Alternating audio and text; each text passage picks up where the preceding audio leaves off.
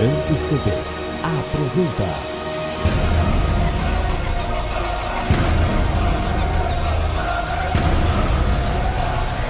Mensagens que edificam.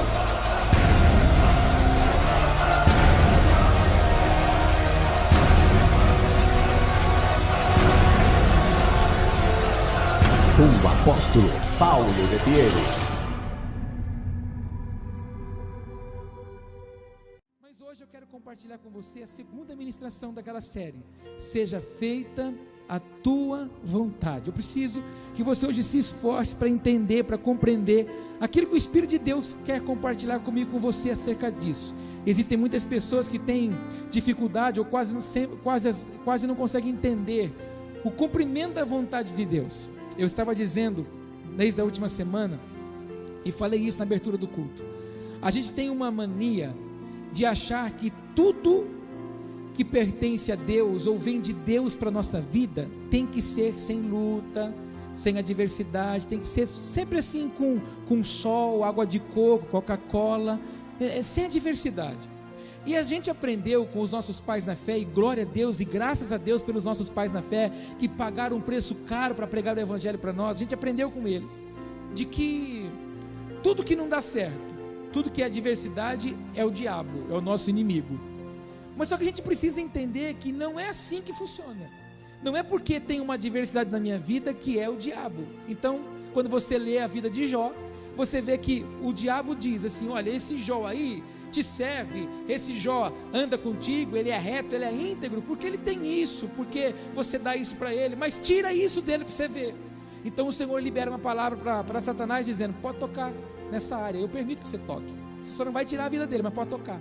Então aquela crise, aquela adversidade, aquele tempo ruim que veio na vida do Jó, foi com a permissão de Deus, para que Deus fosse exaltado através da fé, da insistência, da perseverança do Jó.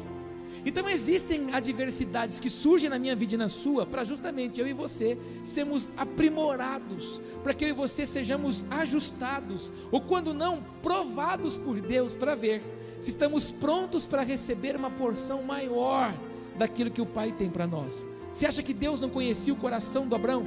Você acha que Deus não sabia quem o Abrão era? Um homem que era temente ao Senhor. Mas porque qual foi a graça em Deus de dar um filho para ele? E quando o menino estava com 33 anos, homem formado, o Senhor diz para ele: leva ele em sacrifício para mim. Qual era a intenção de Deus de tirar um filho que ele acabou de dar? Ele esperou por muito tempo para ter aquele filho, ele ansiava por aquilo. Depois que ele olha para aquele menino, começa a sonhar o futuro dele. Por que é que Deus? Porque o Isaac é uma figura profética de Cristo. Então ele não sobe um monte com um menino pequeno, ele sobe um monte com um moço de 33 anos. Então, na verdade, quando ele está oferecendo sacrifício, Deus não poupou que ele subisse, Deus não poupou que ele levasse a lenha, Deus não poupou que ele preparasse o altar, Deus não poupou que ele amarrasse o sacrifício, Deus não poupou que ele deitasse o sacrifício sobre o altar. Mas Deus também não poupou que ele tomasse o cutelo e levantasse para matar o próprio filho.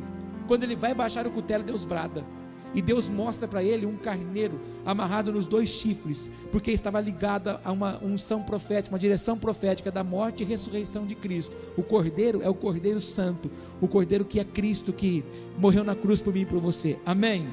Então qual foi a intenção de Deus? Foi deixar gravado de que Abraão é o pai da fé.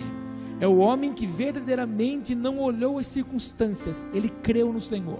Prova disso que Deus falou para ele, ele não fez escândalo nenhum, não foi correr contar para a mulher que Deus tinha pedido o menino, pelo contrário, disse para os moços preparar, porque eles iriam sacrificar. Quando está subindo, o menino questiona: Senhor, pai, se nós estamos subindo para oferecer sacrifício, onde está o holocausto? Ele olha para o filho, sabendo que era o filho, o coração dele é moído por dentro, e a boca dele pronuncia o que ele quer viver: Deus proverá. Pergunta para o teu irmão, no meio da adversidade, o que os seus lábios pronunciam? Fala para o teu irmão. A minha tarefa, o meu trabalho, a direção do Espírito Santo para esses dias é eu te ensinar isso. É eu trazer munição, é eu trazer equipamentos espirituais de Deus, para você poder ajustar a sua vida no centro da vontade do Pai, para você entender os propósitos do Pai, que você passe por isso, que você na verdade não perca mais tempo. Existem muitas pessoas que, olha só como é que Deus é, estamos tendo que voltar nisso de novo. Existem muitas pessoas que estão prontinhas, para viver um novo ciclo de Deus. Repete isso comigo: novo ciclo de Deus. É aquilo que muitas vezes a gente usa para falar com os outros. É quando Deus vira a página. É quando Deus quer que você comece uma nova história. Como nós profetizamos hoje aqui acerca do nosso país, que a gente veja no Brasil um novo começo. Existem alguns que Deus quer isso, especificamente naquele tempo. Mas quando Ele está prontinho para entrar no novo ciclo, na verdade se embaraça, se embaralha um pouco em algumas coisas, sai um pouquinho fora da vontade de Deus. Em vez de viver um ciclo, começa a viver um círculo. Deus tinha um ciclo de 40 dias para um povo entrar na terra prometida. Por causa da teimosia, da desobediência, por não estarem no centro da vontade de Deus, não enxergando o que Deus estava fazendo, até desviar eles dos homens que eram homens de guerra, e eles estavam com o seu coração fragilizado. Deus o fez, mas pela teimosia, pela insegurança deles, o ciclo de 40 dias se transformou num círculo de 40 anos, e assim muitos ainda caminham dentro da igreja, muitos caminham com Jesus, muitos caminham com o Senhor, não vivendo os ciclos que Deus tem para ele. E eu profetizo que novos ciclos de Deus virão sobre sua vida, sua casa, sua família, seus negócios de hoje e os futuros, em nome de Jesus. Você pode aplaudir o Senhor mais uma vez? Aleluia! Deixa comigo.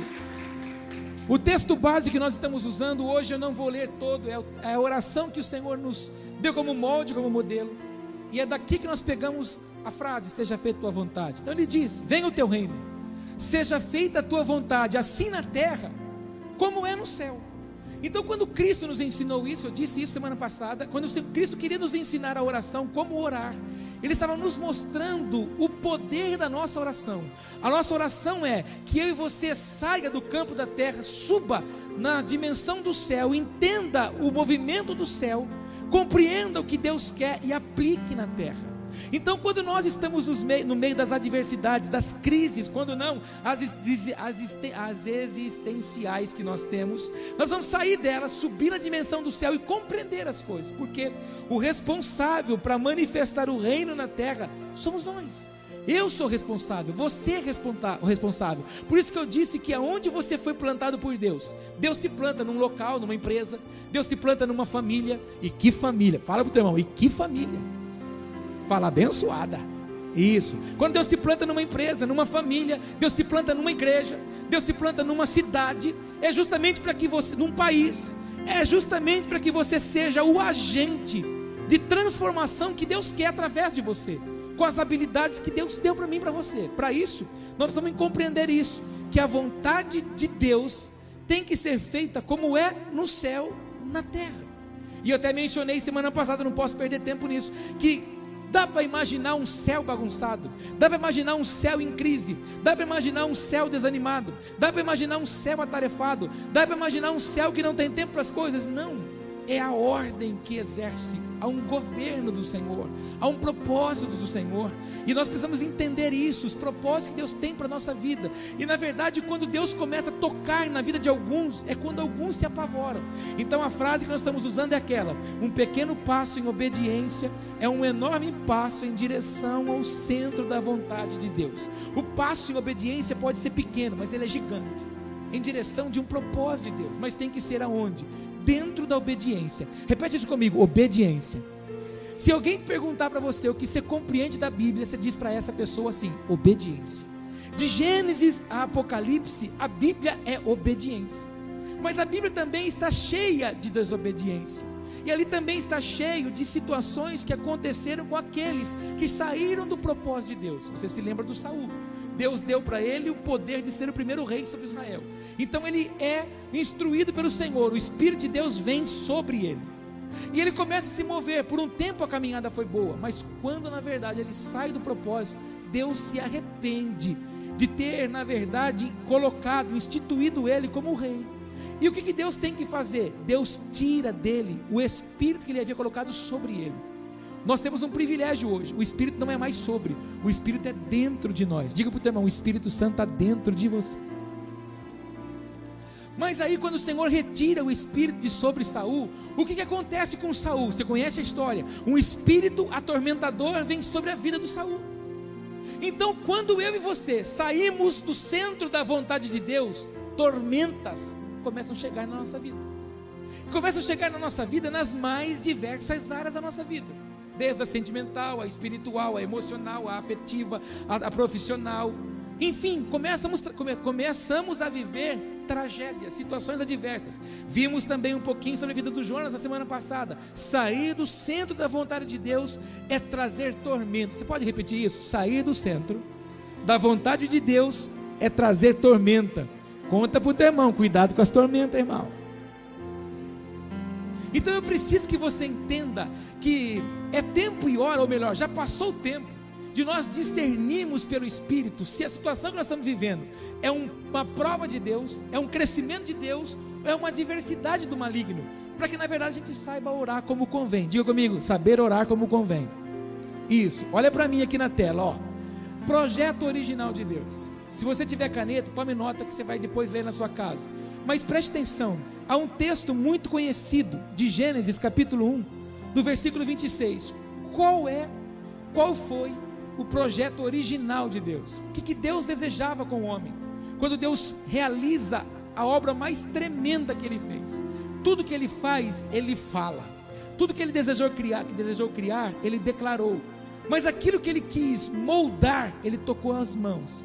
Então a única obra que Ele tocou a mão fui eu e você. Então qual é o projeto original de Deus? Esse, Gênesis 1, 26. E disse Deus: façamos o homem à nossa imagem, conforme a nossa semelhança, e domine sobre os peixes do mar, e sobre as aves do céu, sobre o gado, e sobre toda a terra, e sobre todo o réptil que se move sobre a terra. A única coisa que Deus não deu domínio para o homem foi a pessoa. A única coisa que o homem não dominava é dominar um ao outro. Isso é respeito. Mas as demais coisas, o Senhor diz: tudo isso você vai dominar. Todas essas coisas vão se sujeitar a você. E eu já contei isso aqui para você, você já sabe disso, mas eu vou relembrar, que talvez você que nunca ouviu. Quando Deus cria o homem 100% inteligência. O homem conseguia entender o falar de Deus. Ele não tinha dúvida que tem em nós hoje, que muitas vezes a gente quer ouvir Deus falar 3 vezes para confirmar.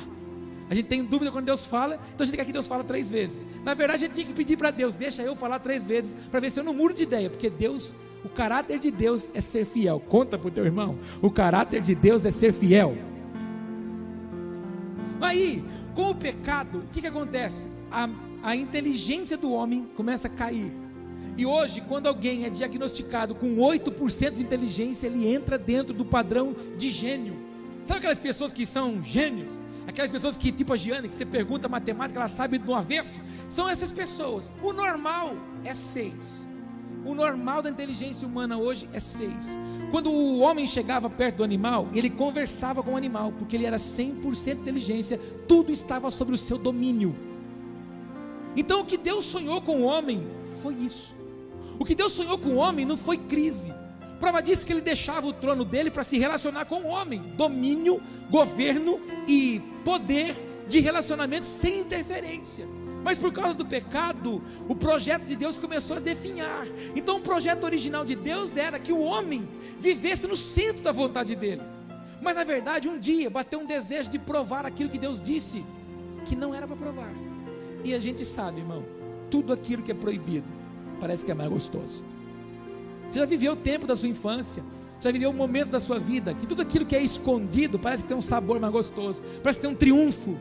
E na verdade eles olharam para aquilo que Deus disse que não era, ouviram na verdade uma voz alheia, estranha, que veio junto, e saíram fora do projeto de Deus. Sair fora do projeto de Deus trouxe o que para a humanidade? Tragédia. Não existia espinho, não existia tiririca, colonhão. Você que é da fazenda sabe o que eu estou falando. Não existia as ervas daninhas. Na verdade não tinha chuva que estragava as coisas, era um vapor que regava. Tudo foi feito de uma forma perfeita, para que na verdade não houvesse um sofrimento para o homem. Era só para o homem cuidar da beleza que Deus fez. E eu gosto de falar desse tema da beleza que Deus fez, por causa da palavra Éden. Éden significa lugar de delícias. Então imagina você, Deus fez um lugar de delícias, um jardim. Imagina a beleza da criação de Deus. Você pode imaginar o que era esse jardim? Porque o modelo de jardim que Deus tinha era o quê? O trono. O modelo de um lugar para o homem habitar que Deus fez Era o trono. Por isso que de vez em quando você vai naquela viagem para a Europa, para Israel, em outros tantos lugares, você passa num lugar, você vê uma escultura, você vê uma pedra, você vê alguma coisa, você passa, você fala, meu Deus, porque foi ele que fez. Ele fez justamente porque quando nós disséssemos, meu Deus, só Deus pode fazer alguma coisa. Deus criou a água, os riachos e as pequenas pedras, para quando elas batessem uma na outra, tirasse um som, para ele ser louvado. Quando as folhas caem, para emitir um som, para que ele seja adorado. Quando você está lá na sua casa, naquela colchão magnético que você tem, e você se mexe um pouquinho lá, e os seus ossos começam a estralar inteiro, os seus ossos louvam ao Senhor. Então a gente precisa entender que tudo que ele fez foi para o louvor dele. Esse é o projeto original de Deus, que o homem o glorificasse acima de qualquer coisa. E hoje nós vemos o homem buscando um Deus desenfreado, que ele busca qualquer coisa como um Deus. Um amuleto para ele é um Deus, uma escultura para ele é um Deus, qualquer coisa passa a se tornar um Deus para ele. Por quê? Porque houve um distanciamento. O homem começou a não entender mais os projetos de Deus, começou a questionar e se distanciou do Senhor. Projeto original de Deus: o homem, imagem e semelhança, perfeição plena, para viver num domínio absoluto. Era para que eu e você dominássemos qualquer que sejam as situações. Conta para o teu irmão, era para nós dominarmos todas as situações. Mas olha lá, o pecado nos leva à desobediência. E o texto que eu me amparei para que você pudesse entender é um texto tremendo de Isaías 59. Isaías 59, versículo 1 e 2 diz assim, olhe lá: eis que a mão do Senhor não está encolhida para que não possa salvar, nem agravado o seu ouvido para não poder ouvir. Então o profeta está dizendo que a mão do Senhor não está encolhida, o ouvido dele também não está tapado para que ele não possa ouvir a sua oração e a minha. A mão dele não está encolhida para que ele não possa estender como salvação, como restauração, como cura. Não está. Então por que muitas vezes a gente declara isso? Ah, Senhor, parece que a sua mão não está comigo, parece que eu oro, o Senhor não me responde. Ninguém faz essa oração aqui, mas você conhece alguém que já orou assim, amém? Fala amém. Mas aí o versículo 2 fala: mas as vossas iniquidades fazem separação entre vós e o vosso Deus, e os vossos pecados encobrem o seu rosto de vós, para que não vos ouça. Então por que nós temos dificuldade hoje para ouvir a voz de Deus? Por que a gente tem que sair de casa às vezes com o seguinte sentimento? Isso não acontece com ninguém aqui, talvez alguém em outro país, mas vai sair de casa para ir para a igreja e fala: Deus, usa o vaso lá hoje para falar comigo. A gente tem dificuldade para ouvir Deus falar conosco em casa. A gente tem dificuldade para ouvir Deus falar conosco no carro. A gente tem dificuldade para ouvir Deus falar conosco no trabalho. E criamos um rótulo que Deus fala só na igreja. Por quê? Porque a gente aprendeu que a gente na igreja entra na presença de Deus. Pelo contrário, se você sair da presença de Deus, você morre. Então você precisa andar todos os dias, aonde você está, na presença de Deus. Por isso que eu gosto de falar de presença de Deus e usar o exemplo do Elias. Quando Elias chega para o rei Acabe e diz assim: olha, não tem chuva mais aqui, segundo a minha palavra. Aí ele dá o código: em cuja face do Senhor eu estou. Então aquilo que o Elias falava, por andar na presença de Deus, Deus tinha que selar. Deus tinha convicção de que o Elias era um homem ligado a ele, e Elias estava. Mas quando o Elias fala para o menino, vai falar para ele que vai chover, ele na verdade o menino viu apenas uma nuvem que tinha o sinal, o exemplo, a feitura da mão de um homem. Mas quando ele manda o moço anunciar que a chuva ia vir, ele não vai sentar na casa dele e comer queijo com goiabada. Ele vai dobrar o seu joelho na posição que as mulheres hebreias pariam seus filhos, que é de joelho e a cabeça no meio do joelho. Ali ele foi gerar a chuva que ele acabou de mandar anunciar que ia chover. O problema nosso é receber uma palavra de Deus, mas não gerar aquela palavra. Então a palavra profética não é aquela que eis que digo, eis que vejo, é aquela que Deus fala para você gerar na sua vida, para você gerar na sua casa, na sua família, na área da sua vida específica. É um fruto que permaneça na sua vida. Quantos entendem isso? Então o que acontece conosco hoje? Por que nós entramos em desobediência? Por que nós saímos do projeto original? Por que nós saímos do centro da vontade de Deus? Por causa dos nossos pecados. E o texto é muito sério, porque o texto que fala do pecado fala de iniquidade. E eu ensino aqui, iniquidade, para você entender com mais facilidade, é quando a pessoa já não faz mais questão de pecar. Ela sabe que está pecando, mas não faz mais questão. Isso é iniquidade. Então o texto é: mas as vossas iniquidades, o problema é que você não liga mais para pecar, fazem separação entre vós e o vosso Deus, e os vossos pecados encobrem o seu rosto de vós. Então o nosso pecado não deixa ver o Senhor trabalhar na nossa vida, e por causa do nosso pecado a gente acha que tudo está contrário à vontade do Senhor. Quantos comigo? Já vou chegar lá, é só a introdução. Paciência para entender o propósito. Repete isso comigo: paciência para entender o propósito. Você lembra o texto que nós lemos no início do culto? Nunca se viu, nem se ouviu desde a antiguidade um Deus tão grande, tão poderoso como o nosso, que trabalha por aqueles que nele espera. Espera está ligado à paciência. Se tem uma coisa que a gente não tem, é paciência. Sabe por quê? Porque faz necessário que eu e você busque todos os dias o fruto do Espírito, que são 9, e um deles está ligado a domínio próprio. E existem muitas coisas que não são alcançadas na minha vida e na sua por falta de domínio.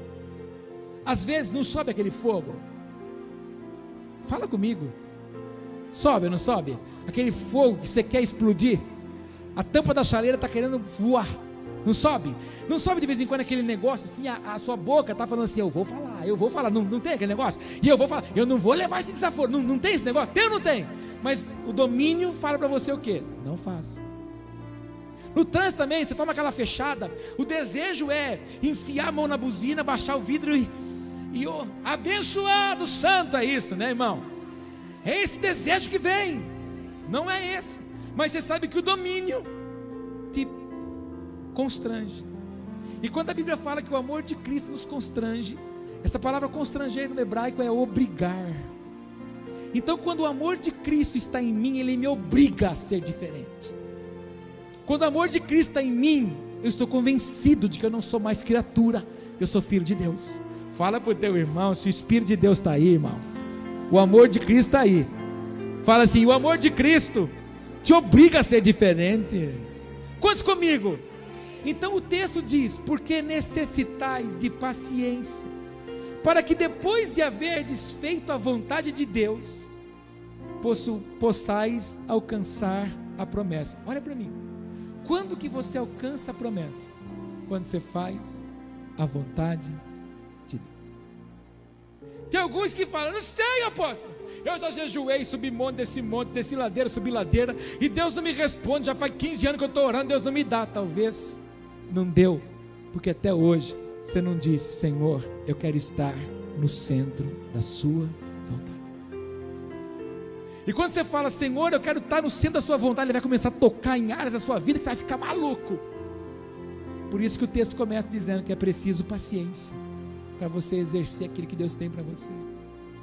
Porque existem momentos, imagina o sentimento do Jó, quando ele começa a definhar, a perder tudo: filho, filha, gado, camelo, terra, fama, riqueza, tudo. Imagina o desespero.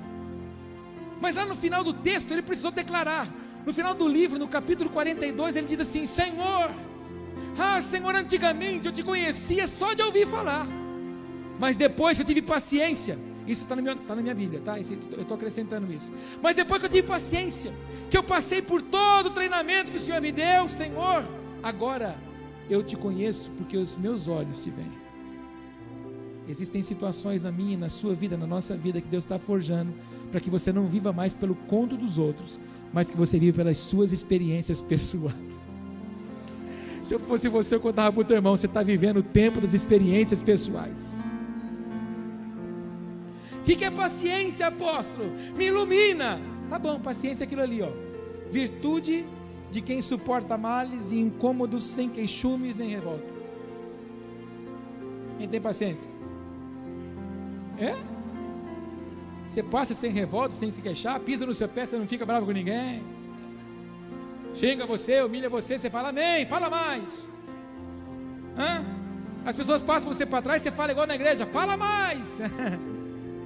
Está doendo, mas está gostoso. É assim que você fala? O que mais que é paciência? Qualidade de quem espera com calma o que tarda. Vá, o ônibus circular, o motorista particular seu que atrasa 5 minutos, você já fica maluco. O arroz seu que atrasou um pouquinho, vai ficar bom, já fica desesperado. O culto, quando atrasa, você fica falando assim, esse cabeção desse apóstolo fica atrasando tudo. A gente é muito sem paciência. E não consegue ter paciência, não consegue viver os propósitos de Deus. Fala para o teu irmão, mais paciência, irmão. Qual é o desejo de Deus, então? O que Deus está esperando desse tempo da igreja dele?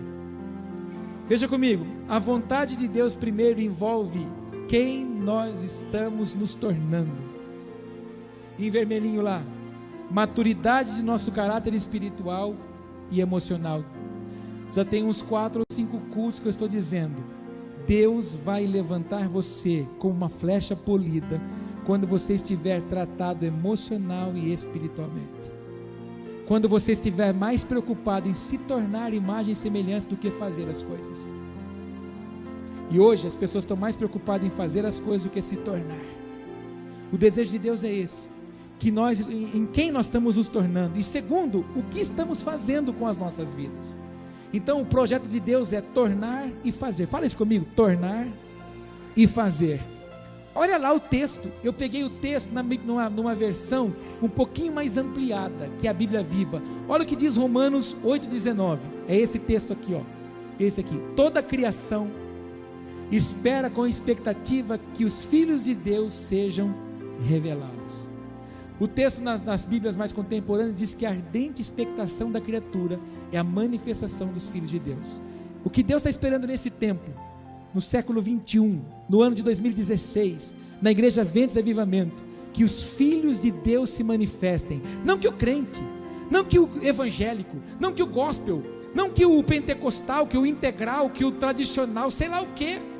Ele não está esperando que a placa manifeste, mas está esperando que os filhos se manifestem. E para se manifestar, a gente precisa querer primeiro se tornar imagem e semelhança. E a pergunta é sempre essa: o que as pessoas veem em nós?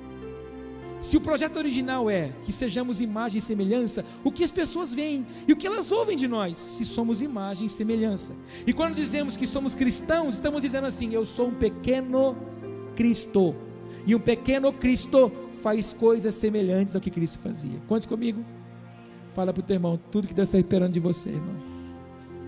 Não, fala com violência. Tudo que Deus está esperando de você é que o Filho se manifeste. Fala, o Filho se manifeste. Pela lógica, pela ordem, o que um filho faz? Se interessa pelas coisas do Pai. Mas existem filhos que só são interessados na herança. Existem filhos que só querem o recurso. E lamentavelmente o que nós mais vemos hoje são pessoas buscando um Deus que paga a conta, que tira das dívidas, que sara, que cura e que liberta. Não importa o relacionamento, importa o que ele está fazendo, importa a herança que eu tenho. Precisamos olhar que Deus não é um Deus de herança, Deus é um Deus de legado. Ele deixa coisas para mim e para você, para marcarmos vidas de outras pessoas também, em nome de Jesus. O maior desejo do Pai é quando você não pede nada para Ele, a não ser a presença dEle, como o salmista cantou. O salmista no Salmo 51, ele diz: Senhor, não retira de mim o teu Espírito. Quando ele peca, na memória dele vem a cena que ele viu Deus tirando o Espírito sobre Saul. Então ele brada: Senhor, não retira de mim o teu Espírito. Por quê? Sem o Espírito, ele viu que o Saul entrou em tormenta, e ele também viveria em tormenta.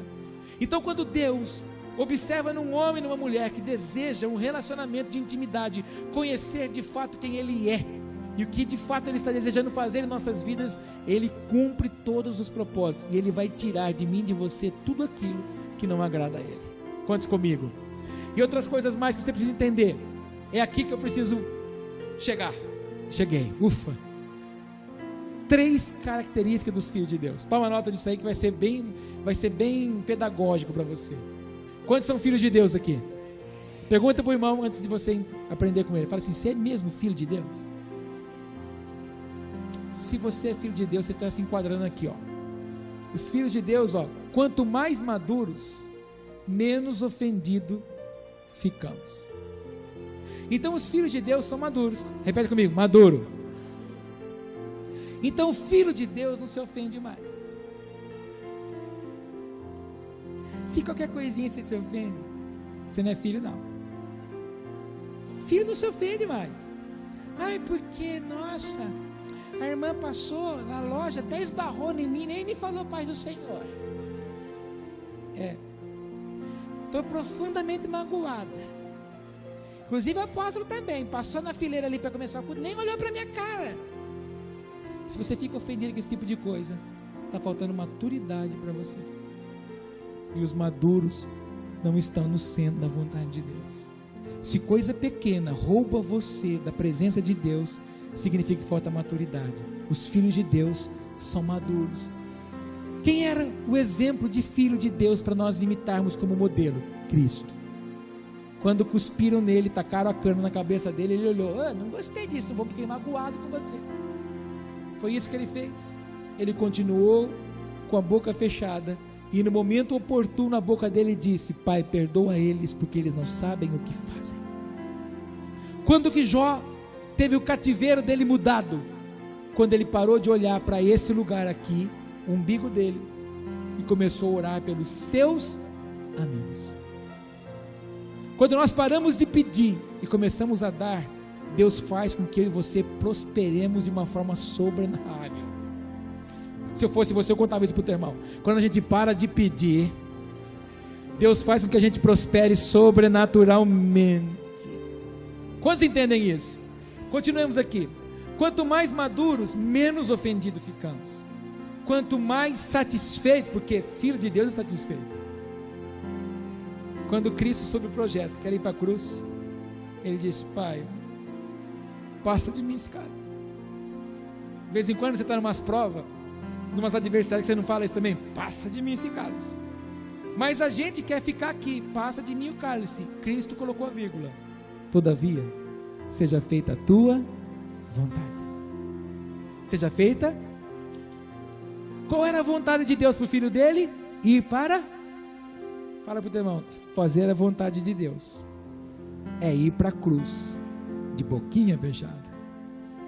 Então, quanto mais satisfeitos, menos comparação a gente faz. Tá louco? Sou dizimista. Eu não perco um culto naquela igreja.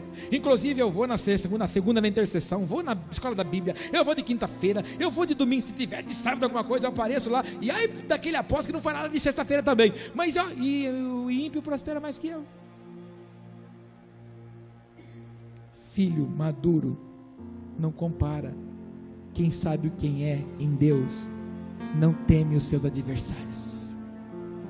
Fala isso para o teu irmão bem baixinho. Quem sabe quem é em Deus não teme os seus adversários. Então, quanto mais satisfeito nós estamos, menos comparações nós temos.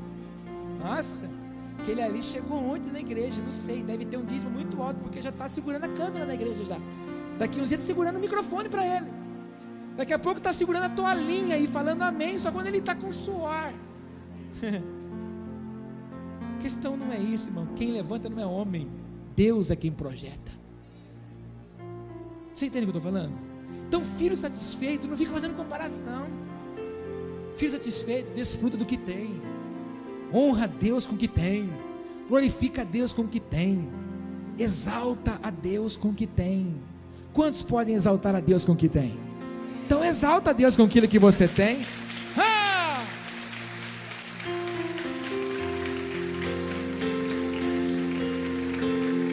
Ai meu Deus, fala pro irmão: se segura que você pode não voltar mais.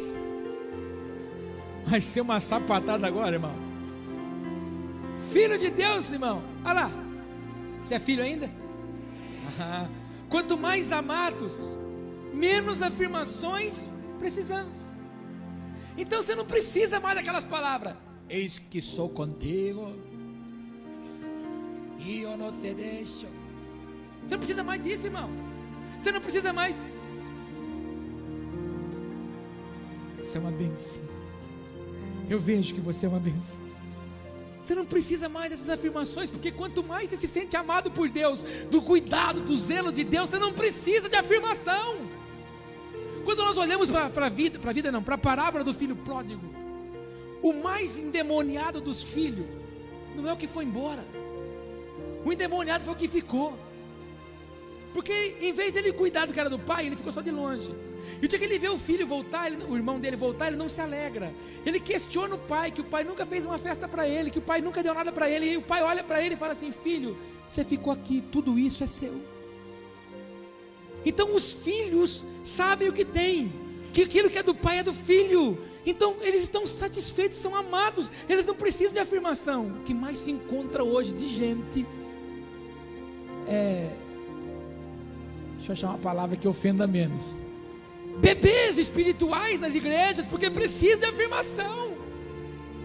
Você precisa saber, você foi gerado nele, ele te elegeu, ele te escolheu, ele pegou o ventre da sua mãe só por você nascer, para cumprir um propósito dele na sua vida, só por isso.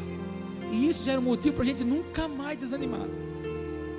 Existem pessoas que precisam de motivações, de empurrões. Vamos, pega na mão e dá uma roupa azul que eu vou levar para ungir. Tem gente que precisa disso. Mas os amados, os filhos, não precisam mais desse tipo de paparico, porque sabem quem são no Senhor. Quantos comigo? Então os filhos de Deus são maduros, os filhos de Deus são satisfeitos, e os filhos de Deus são amados. Repete isso comigo: maduro, satisfeito e amado. Você é isso? Então você é filho de Deus. Amém? E aí, Deus tem planos conosco. Fala isso comigo: Deus tem plano comigo. Deus é tão perfeito, sabe exatamente do que precisamos para nos tornarmos pessoas melhores. Então tudo que Deus forja é para você ser alguém melhor. Tudo que Ele forja na minha vida é para eu ser um pastor melhor. E assim por diante. Lá no seu emprego, na sua empresa, na sua multiempresa, sei lá onde que você trabalha, as lutas que vêm lá é para que você se torne um funcionário, um patrão, alguém melhor lá, porque você começa a angariar mais autoridade. Amém? Mas para viver a sua vontade, às vezes será necessário abrir mão. Fala comigo: abrir mão. Isso. Do nosso conforto, dos nossos mimos, enfim, abrir mão das nossas vontades. Ele deseja, repete essa palavra, fala comigo essa palavra em vermelho aqui. Ele deseja que? Pergunta para o irmão: de quando você se converteu até hoje você cresceu? Não, assim, mais ou menos. Você não vai levantar facilitadores para nós também? Ele deseja que a gente cresça e que a gente amadureça. E isso dificilmente acontecerá em um cenário de... Ao contrário da festa, é o que, irmão? Luto, adversidade, sofrimento, cativeiro, prisão. José se tornou o que se tornou por causa dos cativeiros, das prisões. Homem que foi habilidoso no Senhor para olhar para o centro da vontade. E aí eu encerro assim: para viver a vontade de Deus, Abraão precisou sair da sua cidade e ir para um lugar que não conhecia. Que fé! Larga esse canteirinho de cebolinha que você tem aí, esse pé de coco, e vai para um lugar que eu vou te mostrar. Qual? É a mesma coisa que Deus falar para você: pega a sua mudança, põe no caminhão, vai para um lugar que eu vou te mostrar. Mas onde? A hora que eu falar para você, você para e muda lá. Você tem fé para desmontar os seus trem, irmão? Hein, irmã? Botar no amarelinho mudanças e vazar. E aí, Deus? Não falei onde é ainda. E aí Deus te manda lá para Goiânia, no meio de uma plantação de tomate. Ô, glória, vai ter tomate. É, só tomate. Isso é fazer a vontade de Deus. Conte comigo ainda. Para viver a vontade de Deus, Ana chorou, passou por grandes desafios, orou e viu Samuel crescer. Só que Ana, quando a Ana chorava, a Ana falava: me dá um filho, Senhor. E Deus falava: não dou. Eu quero um filho, Senhor, porque ela tinha o ventre fechado. E era vergonha, era humilhação para a mulher não gerar na época. E ela queria, e ela pedia para Deus: me dá um filho, me dá um filho, me dá um filho. Deus: não dá, não vou dar. Aí um momento ela foi movida pelo Espírito, ela falou assim: Senhor, eu não quero mais um filho, agora eu quero um profeta. Se o senhor me der, eu trago de volta na sua casa. Ele falou assim: agora eu dou, porque você entendeu fazer a minha vontade. Deus não dá o que você quer para você, Deus dá para você aquilo que glorifica Ele. Conta para o teu irmão: Deus não dá o que você quer. Fala para ele: Deus dá o que glorifica Ele. Quantos entendem isso? Aí, para viver a vontade de Deus, Daniel precisou dizer não ao rei e experimentar um milagre junto aos leões. Se curva, não. Se curva, não. Não está escrito, está na minha Bíblia só. Mas eu imagino que chegaram do lado do Daniel e falaram assim: cara, se curva aí, dá uma ajoelhadinha pelo menos. Não. Vai para qual? Eu vou. Os leões rosnavam. Prova disso que quem acusou Daniel quando foi jogado, antes que descessem, chegasse no final da cova, foram destruídos e degorados pelos leões. Imagina a ferocidade, é isso? Nós estamos gastando a palavra hoje. Imagina o nervoso dos leões. Daniel entra e os leões dormem. Deus é Deus? É, mas o Daniel teve que entrar na cova. De vez em quando você vai escutar os leões rugir. E você vai falar: e agora, Deus? Entra, que você vai ver Deus te honrar lá dentro. Meu Deus! Deus não impede você de ir, Ele te livra lá, para mostrar quem é.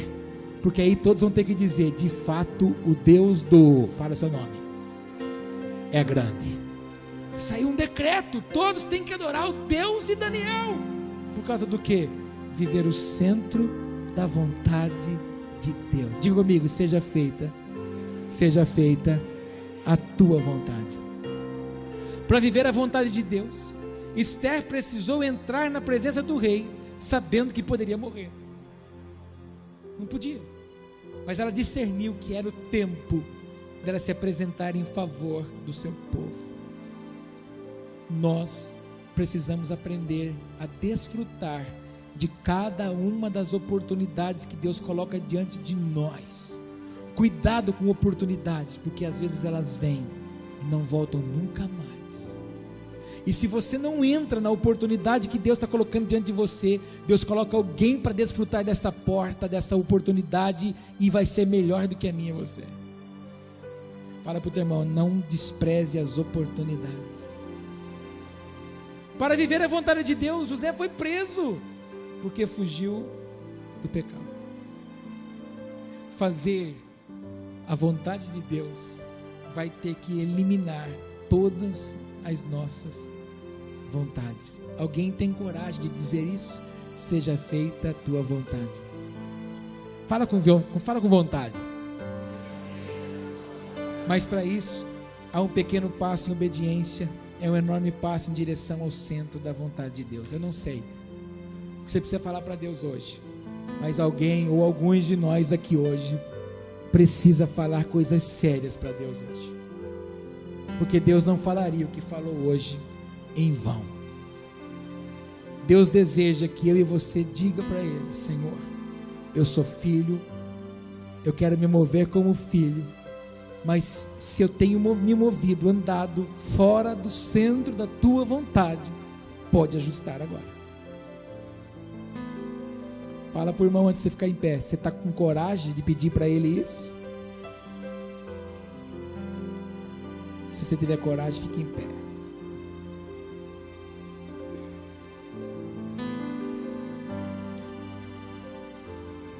Quem que Deus está esperando? A manifestação dos filhos. Quem é o modelo de filho? Jesus. E porque Ele quis ser servo, Ele deixou a posição de filho, de imagem e semelhança, de feitura própria de Cristo na terra. Ele deixou a posição, se colocou, se humilhou à posição de servo, o menor de todos. Aonde que você vê Cristo sendo servido? Ele só servia. Sentava com os discípulos, servia. As pessoas vinham até Ele, servia. Os discípulos começam a se apavorar com as águas que assolam o barco, Ele serve os discípulos. Sempre serviu, desceu a posição de servo, mas por ter descido a posição de servo, Deus o exalta soberanamente e coloca o seu nome acima de todo nome. Então é isso que Deus deseja de mim e de você, fazer o centro, viver no centro da vontade de Deus, é falar para Ele: Senhor, tudo aquilo que não te agrada na minha vida, ajusta hoje, agora. Só que quando você cruzar a porta, essa oração tem que ser uma verdade, porque muitas coisas vão surgir diante de mim e de você. Quem fala não é o seu amigo, a pessoa que anda com você. Quem fala não é você, é uma decisão. Quantos comigo? Então vamos assim abrir as nossas mãos como sempre. Feche os seus olhos, esquece a pessoa do seu lado.